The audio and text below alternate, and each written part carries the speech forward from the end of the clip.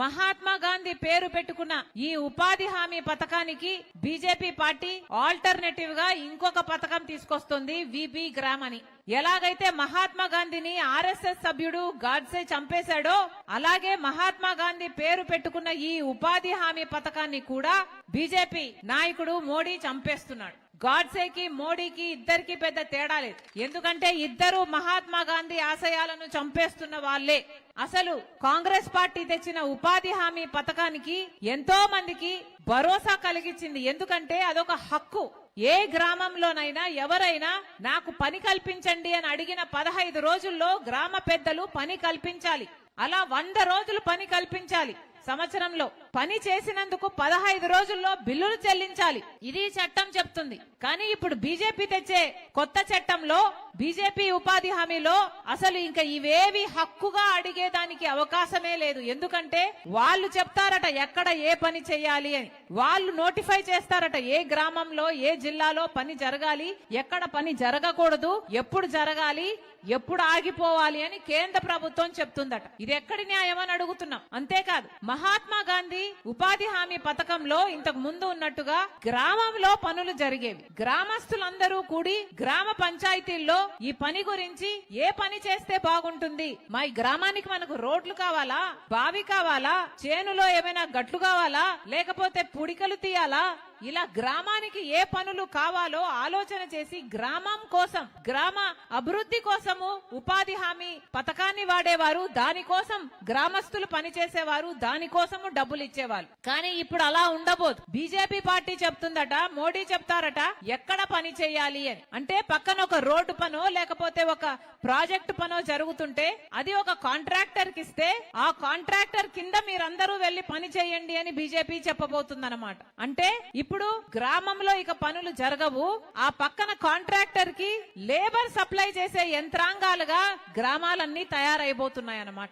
ఇది ఎక్కడి న్యాయం అని అడుగుతున్నాం. పెద్ద పెద్దగా అడ్వర్టైజ్మెంట్లు ఇస్తున్నారే. కాంగ్రెస్ పార్టీ తెచ్చిన ఈ ఉపాధి హామీ అయితే 100 రోజులే, మేము 125 రోజులు ఇస్తాము అని బీజేపీ పార్టీ ఇప్పటికే పోస్టర్లు హోర్డింగ్లు వేస్తుంది చాలా చోట్ల. వీళ్ళు చెప్తున్న 125 రోజులు పని ఇస్తాము అన్నది ఒక పెద్ద బూటకం. ఎందుకంటే గత సంవత్సరం 2025లో ప్రభుత్వము మన ఆంధ్ర రాష్ట్రంలో సగటున ఇచ్చింది కేవలం 52 రోజులు పని మాత్రమే.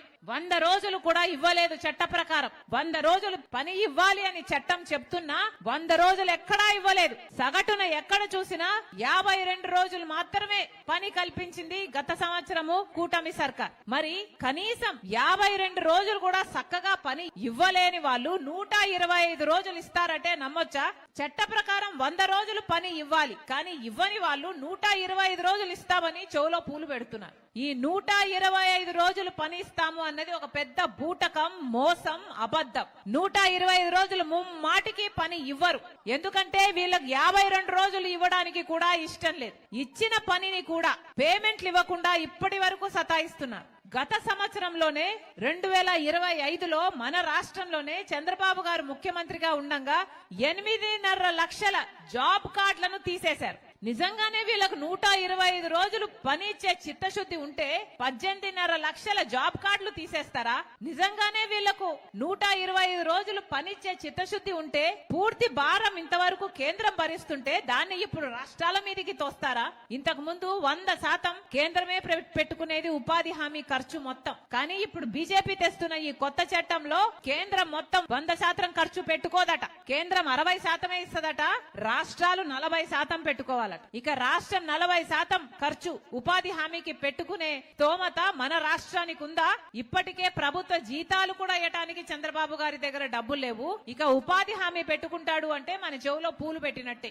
ఇది వరకు 500 కోట్లు ఖర్చు అయ్యేది ఉపాధి హామీకి రాష్ట్రానికి. కేవలం పనిపుట్ల కోసం చిన్న ఖర్చు అయ్యేది. కానీ ఇప్పుడు కేంద్రం భరించదు, మొత్తం రాష్ట్రమే పెట్టుకోవాలి అంటే దాదాపు 5,000 కోట్లు పైమాటే. ఇక చంద్రబాబు ఇది పెట్టుకోడు. ఈయన పెట్టుకోలేదు కాబట్టి 60% కేంద్రం పెట్టుకోవాల్సింది కూడా పెట్టుకోవాల్సిన అవసరం ఉండదు. ఇది వీళ్ళ కుట్ర.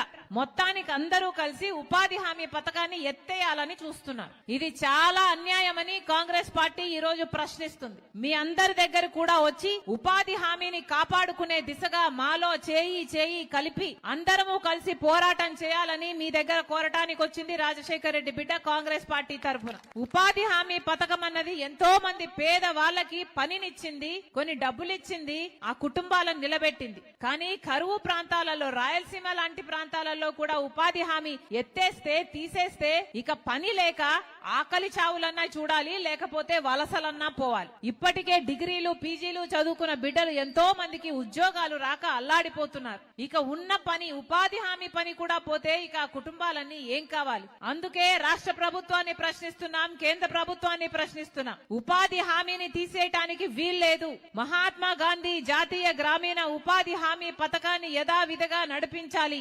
వీలైతే 400 రూపాయలు కూలీని కూడా గ్యారంటీగా చేయాలి తప్పితే ఉన్న పనులను గాని, జాబ్ కార్డులను గాని, లేకపోతే గ్రామస్తులకి ఇప్పుడు ఇచ్చిన ఈ స్వతంత్రం గాని, గ్రామంలో చేసుకోగలిగిన పనులను వాళ్ళే నిర్ణయించుకునే స్వతంత్రం గాని జోలికి రాకూడదని కాంగ్రెస్ పార్టీ డిమాండ్ చేస్తుంది. మీ అందరి తరపున ఈ ఒక్క సమస్యే కాదు, ఉపాధి హామీయే కాదు, ఆరోగ్యశ్రీ అయినా, ఫీజు రీఎంబర్స్మెంట్ అయినా, బిడ్డలకు ఉద్యోగాలైనా, రైతుల సమస్యలైనా, ఈ రోజుల్లో చాలా సమస్యలున్నాయి. వీటన్నిటి మీద కాంగ్రెస్ పార్టీ మీతో కలిసి పోరాటం చేయడానికి సిద్ధంగా ఉందని మరొకసారి చెప్తూ, ఇంతమంది చేరి వచ్చినందుకు మరొకసారి ప్రతి అన్నకు, ప్రతి తమ్ముడికి, ప్రతి అక్కకు, ప్రతి చెల్లికి మీ రాజశేఖర రెడ్డి బిడ్డ శిరస్సు వంచి చేతులు జోడించి మన స్ఫూర్తిగా కృతజ్ఞతలు తెలుపుకుంటుంది.